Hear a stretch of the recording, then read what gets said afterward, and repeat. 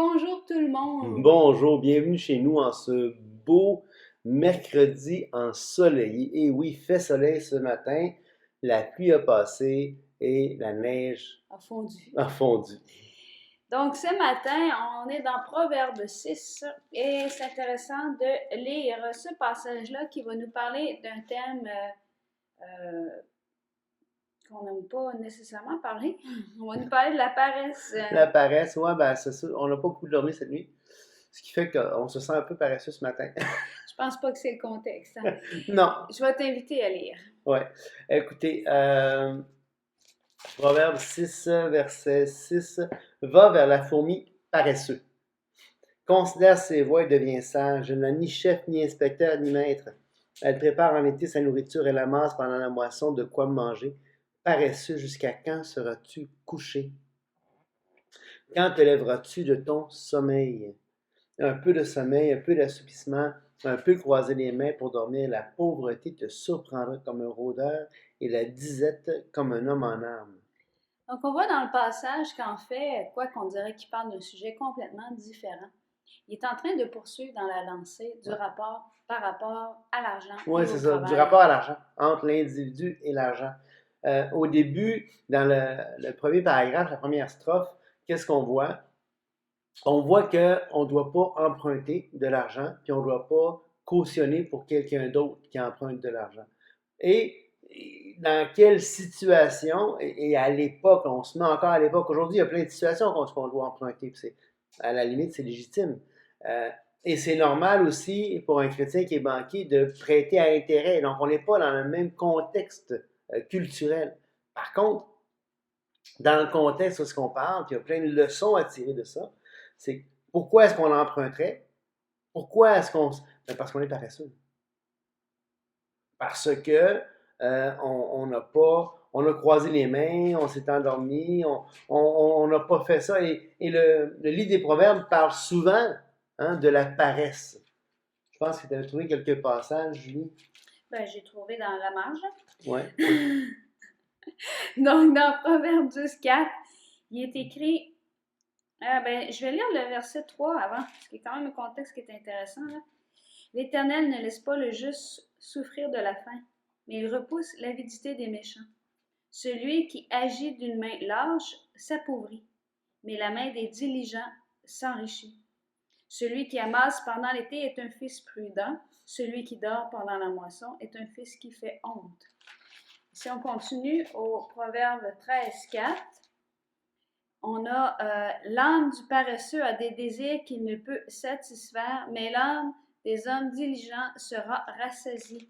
Si on continue dans 24, je ne sais pas pourquoi ça donne tout le temps dans les versets 4.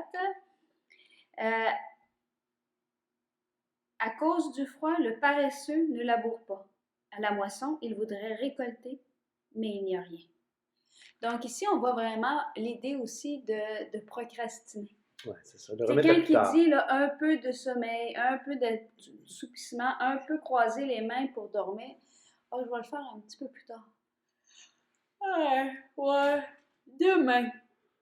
Et là, mais dans certaines situations, remettre à demain peut causer, il est trop tard. Ben, tu sais, puis dans le contexte d'une société agricole, comme était le contexte juif de l'époque, hein, tu avais ton lopin de terre, tu avais ça, tu avais hérité ça de ta famille, nécessairement. Donc, si tu la cultivais, si tu étais un jeune homme vaillant, tu travaillais fort, il n'y avait pas de raison, à moins qu'il y ait une famine ou une sécheresse, merci. Regarde, tu allais avoir de quoi manger, de quoi te nourrir, tu sais. Et ensuite, après avoir parlé de ça, qu'est-ce qui va se passer? Attends, je n'ai pas fini de dire ce Ah, que je voulais vas-y, dire. excuse-moi. Il y a quand même, il y a l'idée aussi, il y a une application qu'on peut faire à ce passage-là. Quand ça dit un peu de sommeil, un peu d'assoupissement, un peu croiser les mains pour dormir. C'est sûr que là, ici, il s'adresse, il parle du travail, il parle entre autres de la période des semences, il parle, comme on a vu un peu plus tard, il rappelle, ben, même s'il fait froid, botte ton... et sors dehors pour aller semer. Mm-hmm. Mais ça s'applique aussi à nos projets personnels. Je pense que des fois, on dit, ah, moi j'aimerais, mais quand vient le temps de faire ce qu'il faut pour que cet objectif-là soit rencontré, ben on a tendance à dire un petit peu plus tard.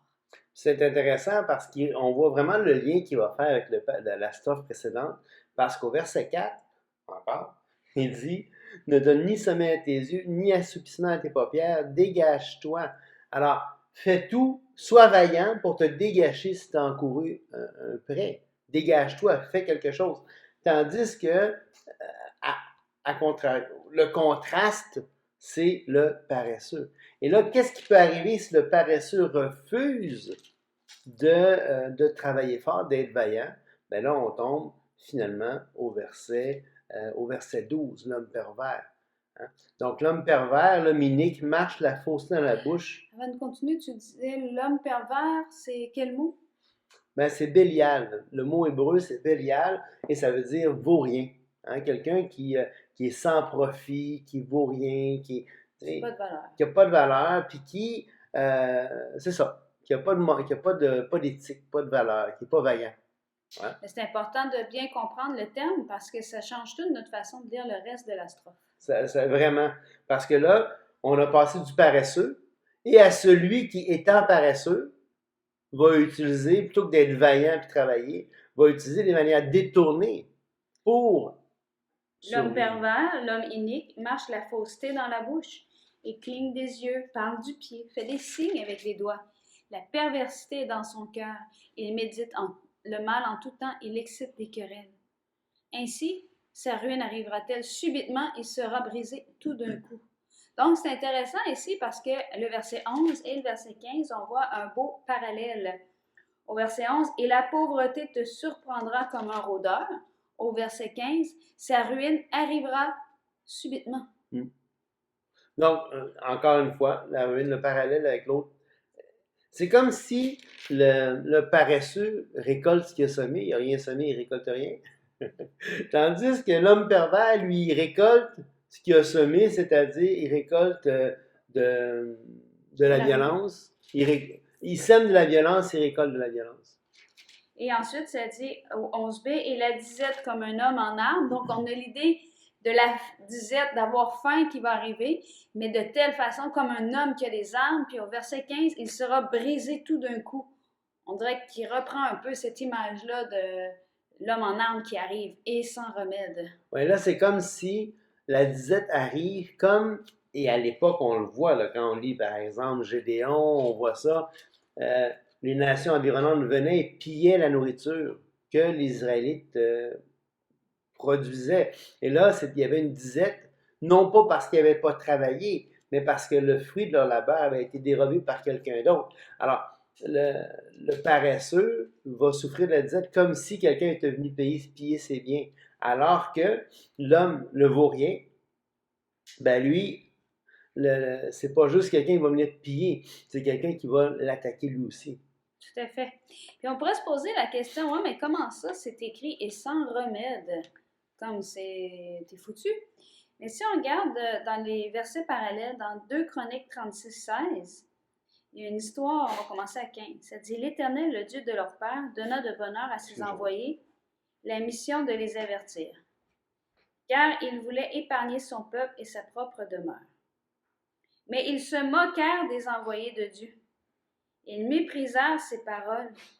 Ils se raillèrent de ses prophètes, jusqu'à ce que la colère de l'Éternel contre son peuple devienne sans remède. » Donc, c'est pas sans remède après que tu aies fait une petite affaire, là.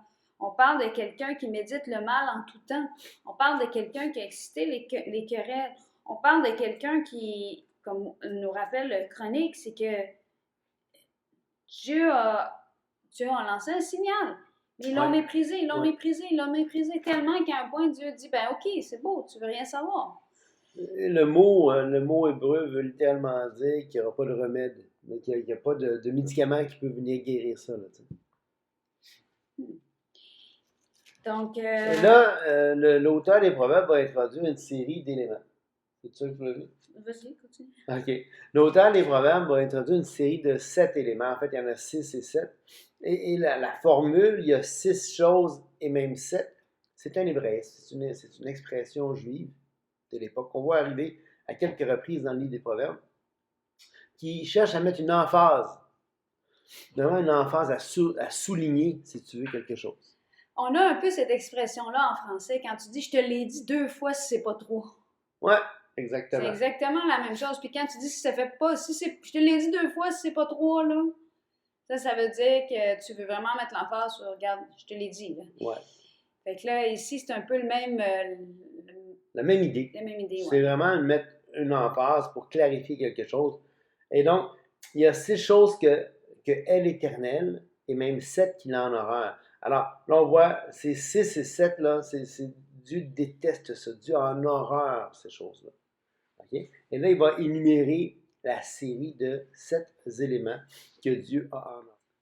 Premièrement, les yeux hautains, la langue menteuse, les mains qui répandent le sang innocent, le cœur qui médite des projets iniques, les pieds qui se hâtent à courir au mal, le faux témoin qui dit des mensonges et celui qui excite des querelles entre frères.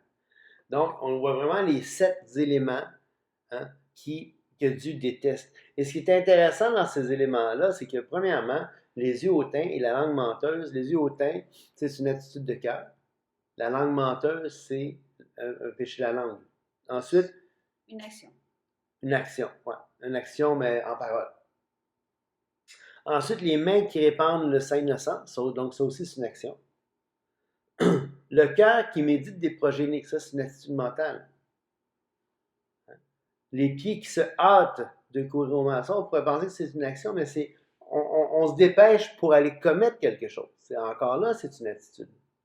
On a un objectif, un mauvais objectif en vue.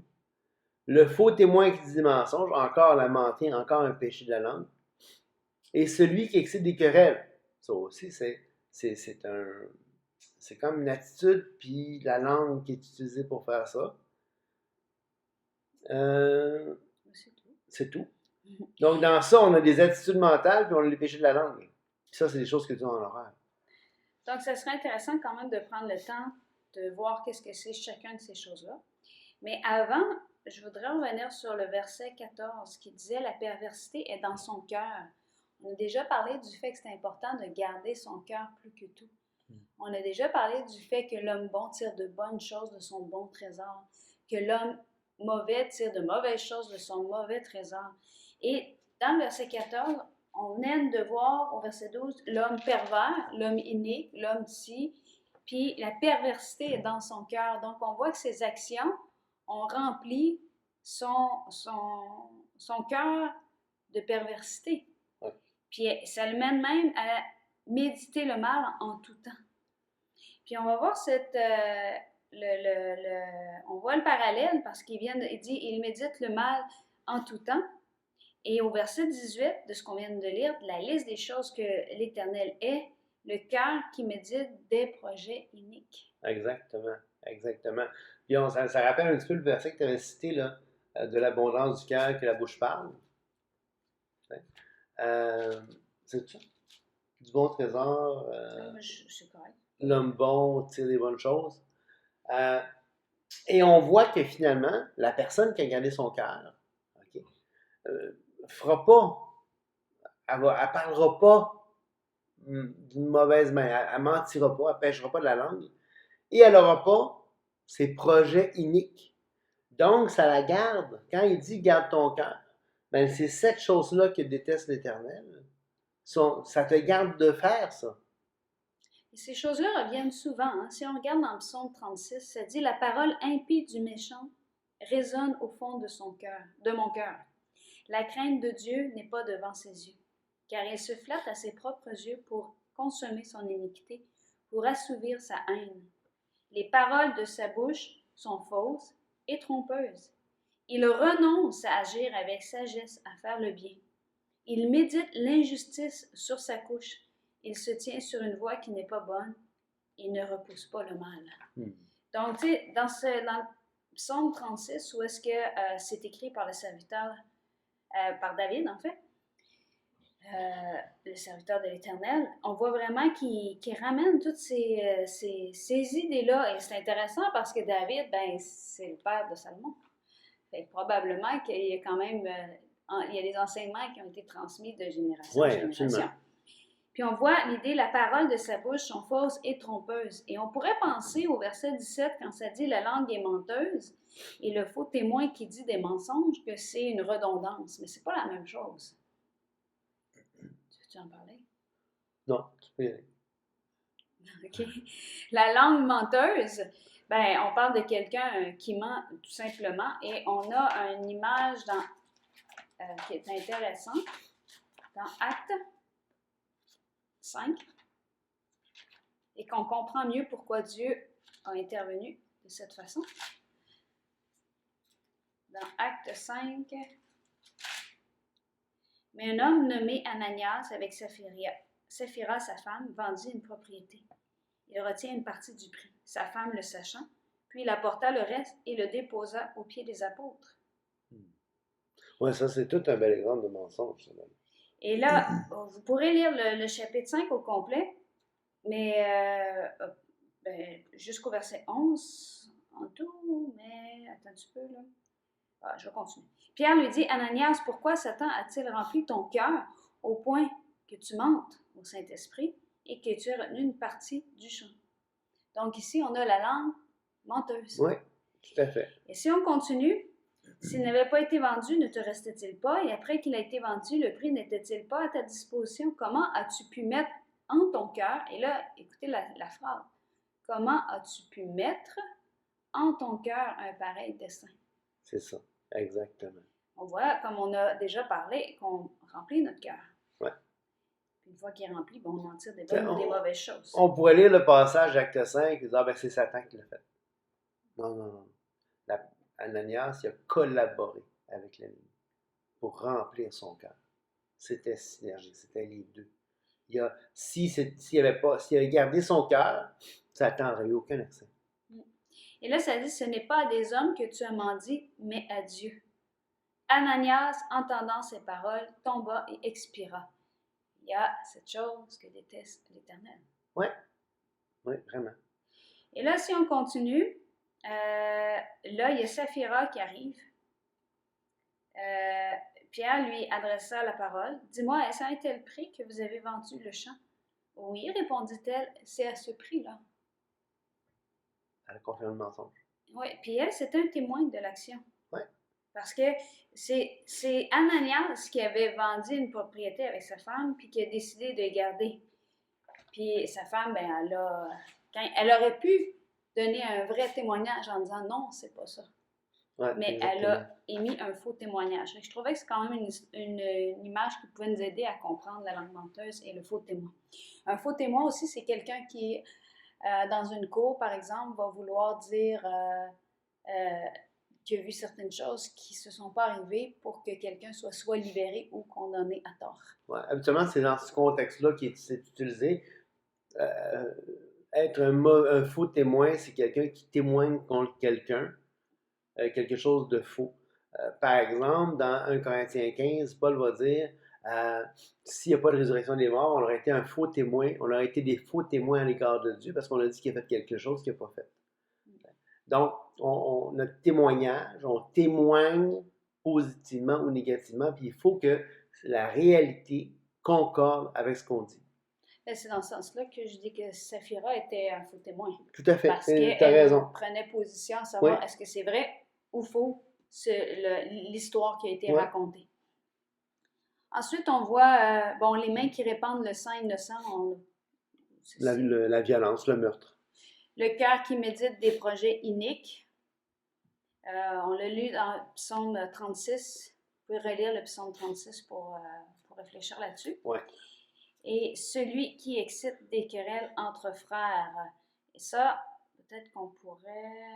Je pense qu'on va arrêter là, parce qu'on arrive vraiment à une nouvelle strophe là, avec le verset 20. Mais je voulais juste avant peut-être vous donner un passage, si vous voulez, pour méditer encore sur et celui qui excite des querelles entre frères, parce que cette idée-là revient dans le Nouveau Testament. Attendez que je vérifie si c'est ce que je veux. On a un exemple de ça dans 1 Corinthiens 1:10. Tu as une seconde? Non. OK.